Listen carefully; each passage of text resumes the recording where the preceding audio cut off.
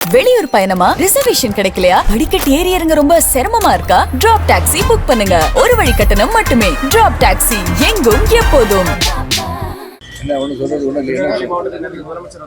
ஆமாம், பார்த்தேன், செய்தியில் பார்த்தேன். காலையில் தான் செய்தியில் பார்த்தேன். நான் வந்து ஹைதராபாத்தில் இருந்தேன் 2 நாள். இங்கே வந்து பொருட்காட்சியை ஒன்று திறக்கிறது வந்திருக்காங்க.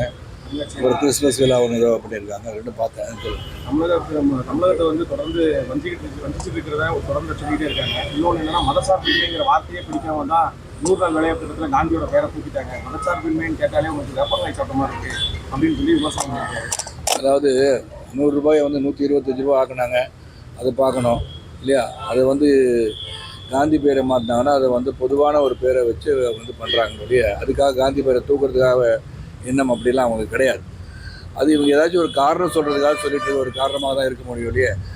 அதோடைய பெனிஃபிட் என்ன? இப்போ இருக்க இங்கே வந்து வேலைவாய்ப்பு திட்டத்தில் வந்து 100 நாள் வேலை திட்டத்துக்கு வந்து 100 ரூபாயில் வந்து 125 ரூபாய் இன்க்ரீஸ் பண்ணாங்கன்னா 124 அதில் இன்க்ரீஸ் பண்ணுறாங்கன்னா அந்த 125 டேஸ்லாம் பெனிஃபிட் வருது இல்லை? அதுதான் பார்க்கணும். அதில் சிலர் என்ன சொல்லுவாங்கன்னா அதில் வந்து 60, 40ன்னு சொல்லும் போது மாநில அரசு அதில் பங்கேற்க வேண்டும் என்று சொல்லும் போது அவங்களுக்கு கொஞ்சம் அதை இடிக்குதுன்னு நினைக்கிறேன். மாநில அரசு ஏற்கனவே வந்து தொடர்ந்து பல்வேறு நிதி நெருக்கடியில் இருக்கும்போது இந்த மாதிரியான சூழ்நிலையை கொடுத்து கூடுதல் நெருக்கடிக்கு உள்ளாக்குறாங்க. நெருக்கடி எதுவுமே கொடுக்கலங்க. அவங்க என்ன நெருக்கடி கொடுத்தாங்க? மத்திய அரசு திட்டம் தான் அங்கே பார்த்தீங்கன்னா கிட்டத்தட்ட 90% மத்திய அரசு திட்டத்தை தான் செயல்படுத்திட்டு இருக்காங்க. அவங்க பேரை வச்சுக்கிறாங்க. திருப்பரங்குன்றத்தில் தீபயாத்திரை விவகாரத்தில் நிறைய பிரச்சனை கேட்டு நேற்று கல்வி விழா நடத்திருக்காங்க. கிறிஸ்துவனால இங்கே தமிழகத்தில் வந்து கலந்துட்டு இருக்காங்க. எப்படி பார்க்குறீங்க? இல்லை, அவங்க தான் மத சார்பின்மையை பற்றி அவங்க பேசுகிறத வந்து வேடிக்கையாக இருக்குன்னு சொல்கிறாங்க. அவங்க வந்து ஒரு தீபாவளி கொண்டாட மாட்டாங்க, வேறு எதுவும் விழா கொண்டாட மாட்டாங்க, கிறிஸ்துமஸ் விழா கொண்டாடுவாங்க. அப்போ இந்துக்களை புறக்கணிப்பது அவங்க. அப்போ இந்துன்னு சொல்கிறது வந்து தப்பாக போயிடுது இப்போ இல்லையா? நான் ஒரு இந்து அப்படின்னு சொல்கிறது வந்து நான் சொல்லக்கூடாதப்போ இந்தியாவில்ன்ற மாதிரி கொண்டு போயிட்டுருக்கான்னு சொல்லுவேன். முதல்ல ஹிந்துவாக இருப்பவர்கள் முதல்ல ஹிந்து என்று சொல்வதில் அவங்க வந்து சங்கோஜம் இல்லாமல் சொல்லணும். அது ஒரு சின்ன அச்சம் வர மாதிரி ஆகிப்போச்சு. அதனால் வந்து அதை வந்து மறந்துடுவாங்க போல இருக்குது அப்படின்னு சொல்ல வேண்டிய சூழலுக்கு தள்ளப்படுகிறார்கள். அதனால் இவங்களாம் வந்து இந்த மாதிரி சொல்லிகிட்டு இருக்கும் போது அவங்க வீட்டில் எல்லாருமே சாமி கும்பிட்றாங்க இல்லையா? அப்போ அந்த வந்து நம்பிக்கை இருக்கும் போது அந்த நம்பிக்கை அடிப்படையில் மக்களை ஏன் திசை திருப்பி கொண்டு இருக்கிறார்கள் தான் நான் கேட்குறேன். இல்லை, அதுக்கு தான் வந்து எப்படியும் வந்து சீக்கிரமான தீர்வு வந்து வந்துடும். ஏன்னா 1915ஆம் ஆண்டுலேருந்து விழாவரி அதை பற்றி எடுத்து சொல்லியாச்சு. அது தீபத்தோடு தான் என்று சொன்ன பிறகு அதில் ஏற்றுவது உறுதி. அது ஏற்றப்பட வேண்டும் என்பது எல்லாருக்கும் அதே கருத்துலாம் இருக்காங்க. அரசே வந்து மாற்றி மாற்றி சொல்றது. நீங்களே சொல்லிட்டீங்க, அரசை மாற்றி மாற்றி சொல்றது அரசு. அதாவது பேசி கிட்டத்தட்ட 1 மாசமா இதே கதை போயிட்டு இருக்கு. 9ஆம் தேதி இந்த டிசம்பர் 9th இதே பிரச்சனை தான் போயிட்டு இருக்கு. அது சர்வேக்கெல்லாம் அவ்வளோ பெரிய சர்வேக்கள் எங்கேயாச்சும் வச்சிருக்காங்களா? எங்கேயாச்சும் இருக்கா பாருங்க. இது மாதிரி தேவையற்றதை வந்து புகுத்துவது வந்து ரொம்ப தவறான ஒன்று. அப்புறம் வந்து ஒரு நம்பிக்கையை வந்து கெடுக்கிற மாதிரி உங்களுக்கு நம்பிக்கை இல்லாட்டி அது வந்து உங்களோட இருக்கணும். பிறருக்கு இருக்க நம்பிக்கையை சீர்குலைக்கும் போல ஒரு கருத்துக்களை பதிவு செய்யாமல் இருப்பது நல்லது. 2024 வந்து திராவிட மாடல் ஆட்சி தான் வந்து மீண்டும் ஆட்சி வைக்கும். மக்கள் பல்வேறு திட்டங்கள்லாம் வந்து ரன் பண்ணியிருக்கோம்.